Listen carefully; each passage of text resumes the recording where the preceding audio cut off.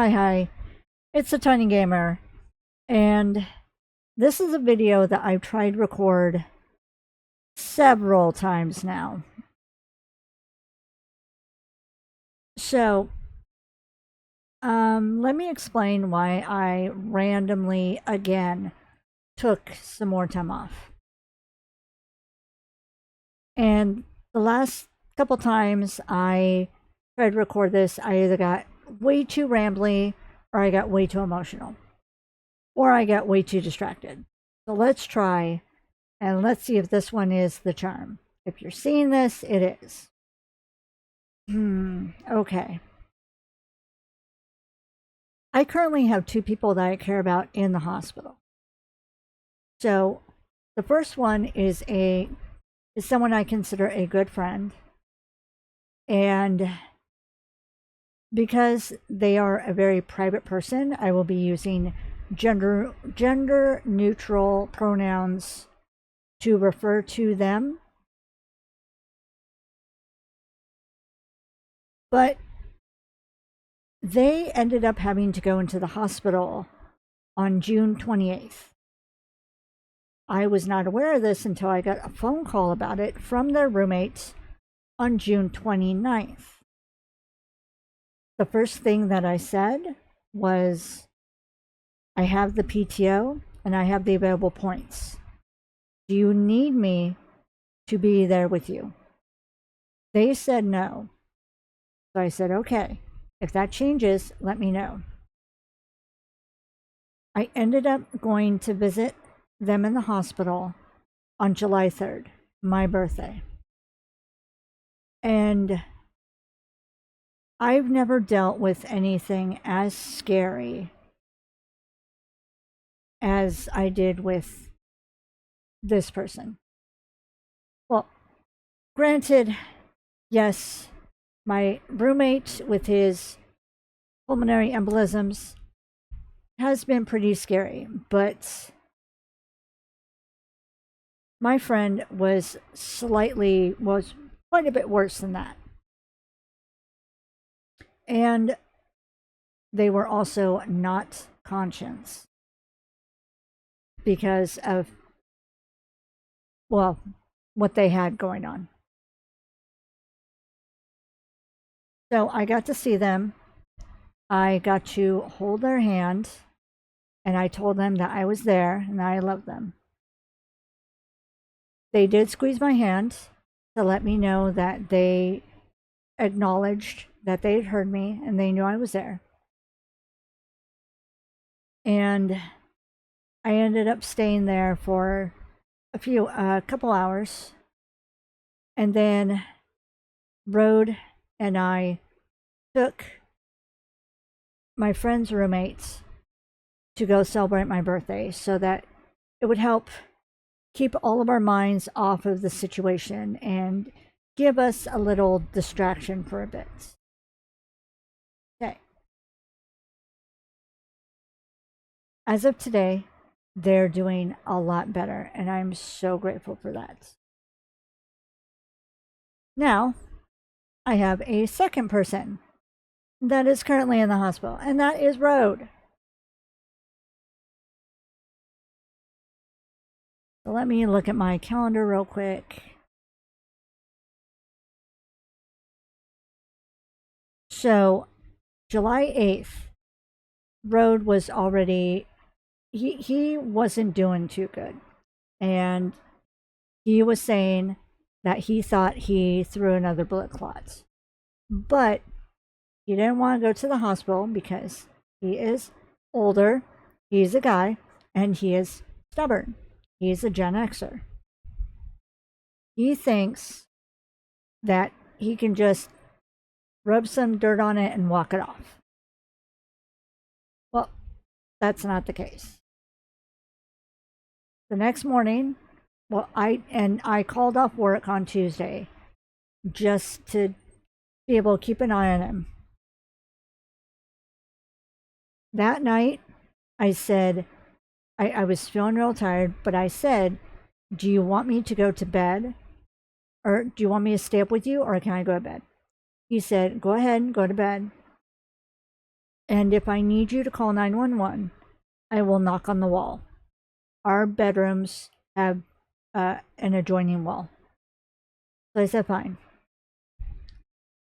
Wednesday morning, I get up around 7 a.m., get to the bathroom, do my thing, and I just gonna lay back down again when I hear knocking on the wall.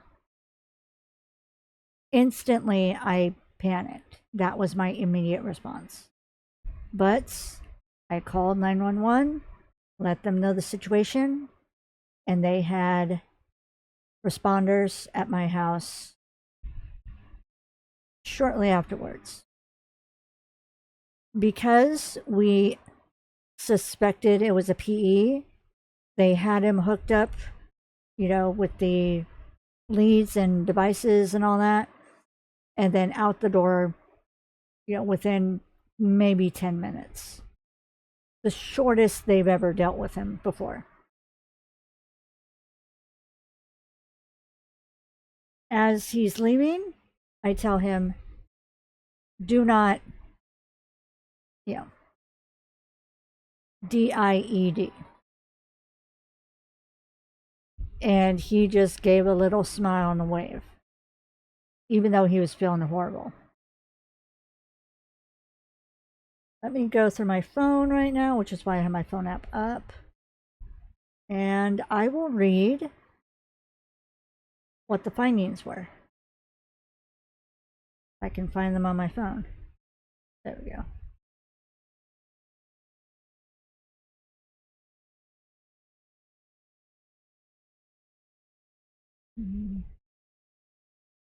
And there's been a lot of messages. I'm not going to put them on the screen because we were exchanging other personal information. But yeah.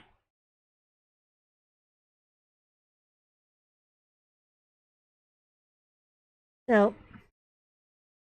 one of the things, they had taken his driver's license to fill out the forms before taking him. And then I was talking to that guy and filling him in on things. And then when he was done with his forms, he said, can I give this to you to hold? And I said, yes. So I have his driver's license in my wallet. So at about almost 9 a.m., I texted him and says, I have your driver's license. If you're wondering, it's safe. And he says, I'm all hooked up to the needles and sensors. They're running a test on my blood now. Also, before I go any further, trigger warning I should have said this before I started reading the text, but if you are sensitive to medical knowledge or anything dealing with blood, medical issues, whatever, feel free to scroll away now. But just FYI, I will be coming back and posting content very, very soon. For those who stayed, let me continue. I responded to him, okay, keep me updated. And then he needed our address. I gave it to him. And then here, I will share this. It's a little joke. He said, thanks. They kept asking me so many questions. I feel like I should have a grown-up with me. Basically, they wouldn't let me go in the ambulance. And normally I'm the one that helps them out, fills in the blanks, that sort of stuff when they need it. And I said, nah, it's fine. It's stupid they didn't let me go with you to help. But I guess they figure you're a grown man, you can do it yourself. He said, heh, they should be trained to know all men need their handlers. And I said, heh, right? Then he replied, just got a CT scan. It spooked the girls doing the imaging, which we know already. I've seen the imaging before. I've seen them do echoes on him. The blood clots look scary as hell, seeing it on the imager. They don't know how he keeps smiling and laughing. I said, yeah, you haven't been there in a while, so it must be new girls working on you. They're not used to you. I'm sure they're not.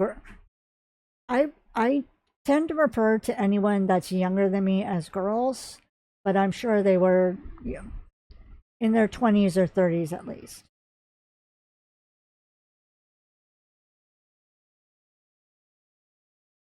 And then he said, I got a dirty look when I told them that I go big or go home. Yeah, that's him, all right. He is Gen X bordering on boomer sometimes. Then he replied, and then he sent me, I'm feeling a lot better with the O2.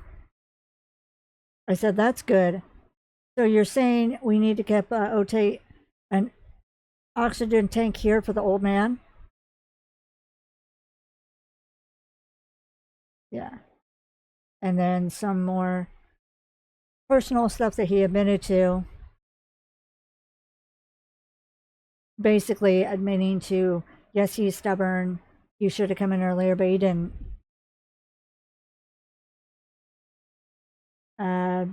Message that he had informed some other family members, so it's not, the burden's not all on me to inform them.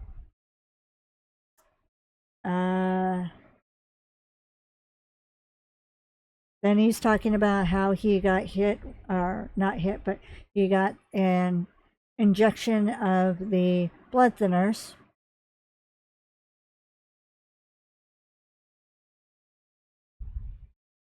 And then later on,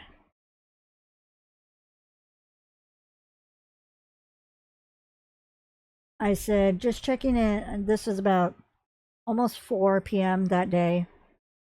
Just checking in, reply when you can. I'm sure you're catching up on low sleep. And he said, just got put in ICU. They're taking good care of me. And I said, good, I'm glad. He says, and then here's the scary news. Looks like I've been tossing more clots than initially thought. I've probably been hit once per year with a clot that would end most, and just shrugged it off. They found layers of clots lodged in my aorta. Initially, I told people artery, but it's aorta. I said, yikes, that's kind of scary.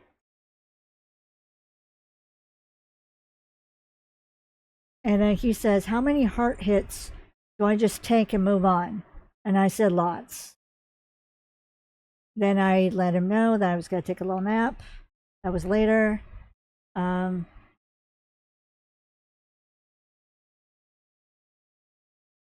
Around almost 8:30 that night, I let him know that I was up for my nap. And he said that he was so tired. Every time he starts to nod off, it seems they try and wake him up to do cognitive tests, because this particular blood thinner that he's on has been known to cause brain bleeds. Yeah. I sent him a picture of Panzer, who Panzer nipped at me after I took the picture because he was not happy not having rode here. And then yesterday, Thursday, at a little after 12 noon, he said they finally cleared me for food and water. I said, yeah, I think at this point you'll even have hospital food, which he's complained about hospital food before being bland and lacking hot sauce. And then my friend's roommates came to pick me up, and I said that I let Rode know when we would be there.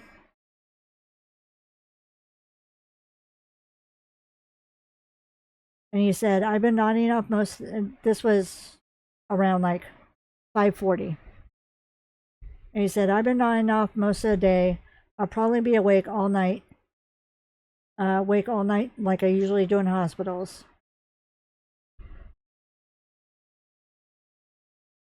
And then he said, I'll see you when you get here. I've been doing a lot better now, but everything wants to leave its mark on me. Basically, blood thinners make you very, very easily bruise. I let him know when we were at the check-in desk. And then my friend's roommate and I had a pretty good visit with him. He was in pretty high spirits and almost like himself again. Hi, Panzer. He did have a couple coughing fits, but that's only because, he's still recovering. My friend's roommates helped me run an errand, and then we got food. And then we came back to my place and sat with Panzer and ate and gave him some low love. My friend gave him a little photo shoot because they like taking pictures. Or my friend's roommate. It's my friend too, but for the sake of, the vlog, it's going to be my friend's roommate.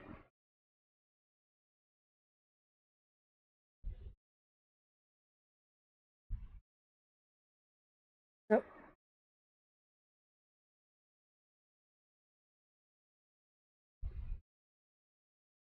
wake up. It's getting darker, so it's hard to see me. He texted me about 8:28 this morning, Friday, and says, I'm up and alive, breathing just a little bit better. Thanks for letting me see my boy. He doesn't look so pissed now. And then he said, they say they want to get me out of the ICU and into a standard room. And then I mentioned who took the picture. And I said, I'm glad you're doing better enough to be in a regular room. Guess our visit last night helped you a lot. And seeing Panzer. So one of the errands I had to involved me stopping by work. And while I was at work, I filled in a couple of coworkers who knew Road about what was going on. And my team lead, who who I closed with on Tuesday, who I was supposed to close with on Tuesday, was there. And he overheard the conversation. And suddenly his whole demeanor changed. He's like, oh my God. He was like so concerned. I said, yeah. Of course, he's new. But still, I said, I don't call out for no reason. It's usually myself, my roommates, or stuff with the car. I said, I don't call out just to mess around. And so my team lead says, I hope he gets better soon, which was big, so I appreciated that.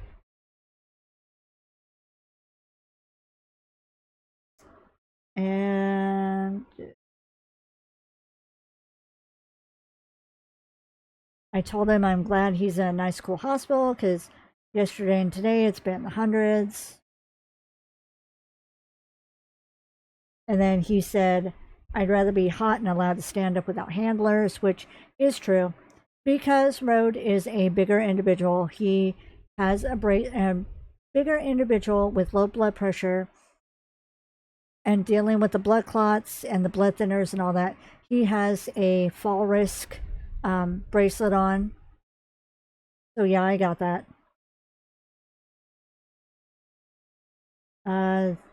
He said they bumped me down a level on the risk list. Only have to take my only have to get my vitals taken every 6 hours now, and they only have me hooked up to a heart monitor now, which is very, very good. I said, that's really good. Maybe you can finally get some rest. And then later he said, I think I'm only in the ICU still until they find a bed for me elsewhere. They seem pleased with my progress, which I'm very pleased with his progress too. And then I let him get some rest. I called him a little bit before making this video. It is currently 8:32. And I didn't realize when I called him that it was dinner time. So he was getting his dinner as we talked. He said, "Hey, let me call you back. Let me, you know, have something to eat." So I said, "Okay." He ate, called me back, and said that he was surprised. It was actually good. And then he dropped new news on me. So, like I've said before, my roommate and I have known each other for a long time. We have developed a trust system between us. Here's how much the trust system is. He said they're going to be sending me home, and he said, "You'll be happy to hear this.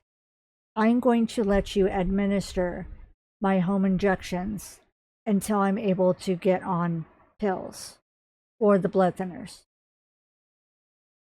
That's trust. Granted, I did go to medical school, even though it was turned out to be a scam, but I still do have the knowledge of, you know, the blood. I can't say, but I know how to do blood draws and home injections. That I can't say phlebotomy, or did I just say that? You know what I mean. So yeah, so it should sound like he's coming home sometime next week since it's Friday. So maybe like Monday or Tuesday. Either way, I will be so glad to have him home. And I am glad to help him out any way I can. But yeah, that's scary. Having clots stacked up behind his, uh, stacked up like they are. Oh my God. But it looks like he's also going to be hooked up with a um, primary care physician, which is something that we've needed. And we're finally going to be able to get the ball rolling on getting him on Social Security, which the doctors all agree, especially since this is the third time he's been hospitalized for a PE in 4 years. So, yeah, he can't work. The doctors all say, everybody who he's seen in the hospital say, no, you absolutely cannot work. And I agree. So that would be nice to get him on Social Security. It'll be a load off our minds. It'll be a load off financially, because right now I'm doing all this by myself and it's hard. It'll be nice to have a rest. I'll have income with Social Security and then eventually YouTube and Twitch, and he'll have an income with Social Security. They're also sending us lists of food banks in our area and just helping us out in whatever way they can. So I'm so grateful for them. But yeah, that is what's going on. As I stated earlier before the disclaimer, I am going to be coming back to, oh my eyes getting tired. As I stated earlier, I'm going to be coming back to recording videos, streaming, and editing, and posting. Now that my friend and Road are doing so much better. Oh my God.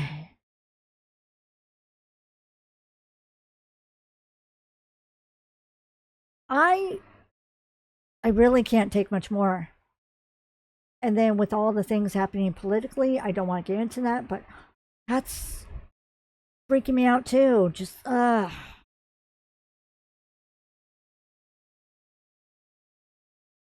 But yes, having him home and then having my friend home even though I know that my friend is still going to be in the hospital for at least a couple more weeks. At least they're on the mend. And I'm so grateful for that. But yeah. I'm going to go ahead and end this video here. I know I rambled a little bit, but a lot less than I had in previous takes to this. But yeah. Please don't forget to stay safe, stay happy. Hug your loved ones, even your fur babies. And I'll talk to y'all later. Hey, bye.